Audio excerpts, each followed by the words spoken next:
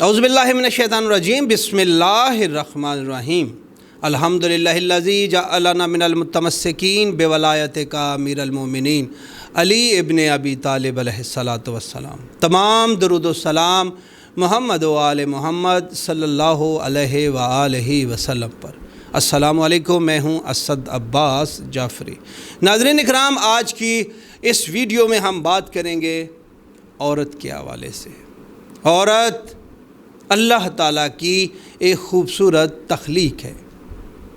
اللہ تعالیٰ نے عورت کو بنا کے گویا کہ کائنات کی خوبصورتی کو مکمل کر دیا۔ یہ صرف نازک معاشرے کو بگاڑ سکتی ہے اور معاشرے کو بہتر بھی بنا سکتی ہے۔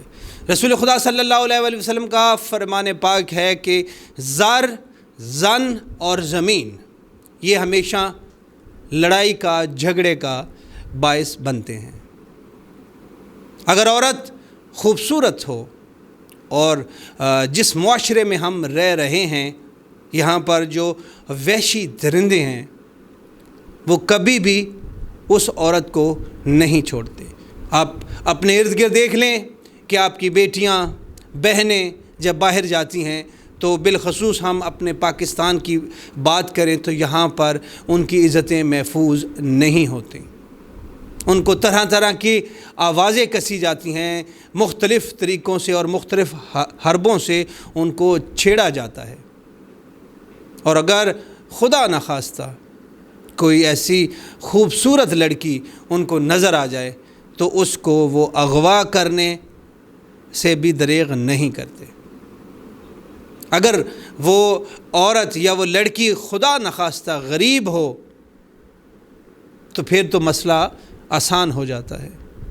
میں آج آپ کو ایک واقعہ بتاتا ہوں۔ میاں چنو کا، پنجاب کے اندر میاں چنو کا ایک علاقہ ہے، وہاں پر ایک غریب اور انتہائی خوبصورت لڑکی، شادی شدہ لڑکی تھی، کچھ گھریلو وجوہات کی وجہ سے اسے طلاق ہو گئی اور ایک چھوٹا سا اس کا بچہ تھا۔ لوگوں کے گھروں میں کام کرتی تھی، غریب گھرانے سے چونکہ اس کا تعلق تھا، لیکن انتہائی خوبصورت لڑکی تھی۔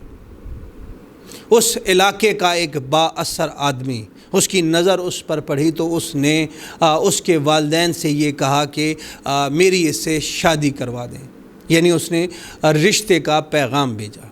والدین نے انکار کر دیا کیونکہ ایک تو وہ با اثر آدمی تھا، پھر وہ بدگماش قسم کا آدمی تھا اور وہ کسی بھی صورت میں اپنی بیٹی کی شادی اس سے نہیں کرنا چاہتے تھے۔ اس بات کا اس کو بہت رنج ہوا، چونکہ علاقے کا با اثر بھی تھا اور بدگماش یعنی بدماش آدمی بھی تھا۔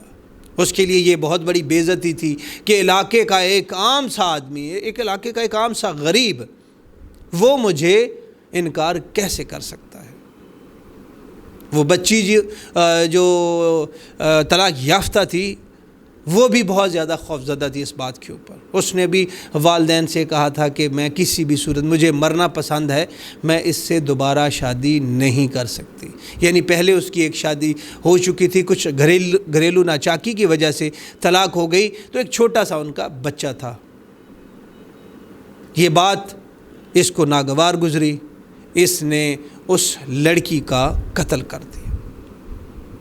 بات سمجھنے کی ہے ناظرین کہ ایک غریب آدمی، اس کی ایک خوبصورت بیٹی جو کہ طلاق یافتہ ہے، کیا خوبصورتی جو ہے ہمارے معاشرے میں عیب بن گئی ہے۔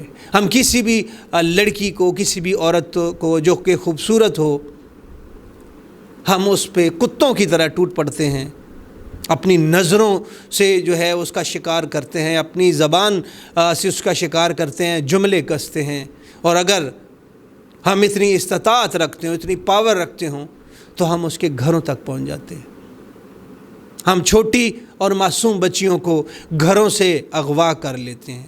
ہم ایک ایسے معاشرے میں رہ رہے ہیں جہاں پہ ایسے انسان بھی بستے ہیں۔ اب انسان کہنا تو شرم کی بات ہے کہ ایسے جانور ہیں کہ جو 5 سال کی معصوم بچیوں کے ساتھ جنسی زیادتی کرتے ہیں، 8 سال کی معصوم بچیوں کے ساتھ جنسی زیادتی کرتے ہیں۔ بچیوں کو غیر محفوظ تصور کیا جانے لگا ہے والدین کی جانب سے۔ ماحول اس قدر خراب ہو چکا ہے، یہ جو میں آپ کو بات بتا رہا ہوں اس غریب خوبصورت طلاق یافتہ ہماری بہن کی، اس کو اس انکار کے اوپر قتل کر دیا گیا۔ ناظرین کرام، اس واقعہ سے آپ نے اور میں نے کیا سبق حاصل کیا؟ مجھے تو یہ لگتا ہے کہ ہمیں اپنے معاشرے کی اصلاح کے لیے ہنگامی بنیادوں پر ایمرجنسی جسے کہتے ہیں وہ نافذ کرنے کی ضرورت ہے۔ آئے دن آپ دیکھ رہے ہیں کہ مختلف گروہ چھوٹی چھوٹی بچیوں کو اغوا کر رہے ہیں۔ کراچی سے یہاں پنجاب سے کتنی بچیاں اغوا ہو گئی ہیں، بچیوں کو گھروں سے بھگایا جا رہا ہے اور ہیومن ٹریفکنگ کی جا رہی ہے، بچیوں کو پاکستان سے باہر سمگل کیا جا رہا ہے، بچیوں کے ساتھ جنسی زیادتی کی جا رہی ہے، بچیوں کو پیار کے نام پر اغوا کیا جاتا ہے اور بعد میں کوٹھوں پر بیچ دیا جاتا ہے۔ اس کے لیے ہمیں سوچنے کی ضرورت ہے، ہمیں اپنی بہتر تربیت کرنے کی ضرورت ہے، اپنے اولاد کی ہمیں توجہ دینے کی ضرورت ہے، ان کو اس حوالے سے بتانے کی ضرورت ہے۔ بچیوں کے حوالے سے اگر بات کی جائے تو بچیاں تو بالخصوص بڑی معصوم ہوتی ہیں، لہٰذا انہیں اس بات کی طرف توجہ دلائی جائے، ان کو بتایا جائے کہ اگر کوئی بھی غیر شخص آپ کے ساتھ بات کرے، اگر آپ باہر ہیں، اسکول جا رہے ہیں، کوئی بندہ بھی آپ کو کوئی چیز کھلانے کی کوشش کرے، کوئی چیز دینے کی کوشش کرے، آپ اس سے اجتناب کریں، غیر ضروری لوگوں سے گفتگو نہ کریں۔ غلطی سے کوئی اگر آپ کے گھر میں موبائل ہے اور اس موبائل پہ رانگ کال آ جاتی ہے تو وہ اٹینڈ نہ کریں، اس کے ساتھ دوبارہ رابطے میں نہ آئیں۔ یہ بہت ساری چیزیں ہیں جو کرنے کی ضرورت ہے۔ اگر ہم یہ کریں گے، ہم اپنے اوپر توجہ دیں گے، ہر والد ہر والدہ اگر یہ طے کر لے کہ معاشرہ اس طرح خراب ہوتا جا رہا ہے اور آئے روز بچیاں اغوا ہو رہی ہیں تو ہم نے غیر ضروری طور پر بچوں کو باہر نہیں نکالنا۔ اگر قریب ترین اسکول ہے تو کوشش کریں کہ بچوں کو خود چھوڑ کر آئیں اور خود لے کر آئیں۔ اور اس کے علاوہ جو ہے ہمیں اپنے بچوں کے اوپر توجہ اس لیے دینے کی ضرورت ہے کہ انہیں یہ جدید ٹیکنالوجی جو موبائل ہے یا اس طرح کی چیزیں ہیں اس کے اوپر نظر رکھیں کہ وہ استعمال نہ کریں۔ اگر وہ استعمال کر رہے ہیں تو وہ دیکھیں کہ کون سی سائٹ وہ دیکھ رہے ہیں۔ اس طرح کی مانیٹرنگ جو ہے وہ آپ کو کرنے کی ضرورت ہے۔ اگر آپ اس طرح جو ہے وہ لا تعلقی یا خود غرضی کا مظاہرہ کریں گے، اپنی زندگی آپ جئیں گے اور بچوں پر توجہ نہیں دیں گے تو پھر حالات جو ہیں وہ بہت زیادہ خراب ہو جائیں گے، کیونکہ دنیا سمٹ چکی ہے، وہ پوری دنیا آپ کے اس موبائل کے اندر آ چکی ہے، ہر طرح کی سائٹ موجود ہے، ہر طرح کی اپلیکیشنز موجود ہیں۔ تو لوگ جو ہے وہ آپ بچیاں اگر باہر نہ بھی نکلیں تو موبائل ایسی چیز ہے کہ لوگ آپ تک رسائی حاصل کر سکتے ہیں۔ اس لیے ہمارے والدین کے لیے ضروری ہے کہ وہ اپنی بچوں کی تربیت کے اوپر خصوصی توجہ دیں۔ اسد جعفری کو اجازت دیجیے، اللہ حافظ۔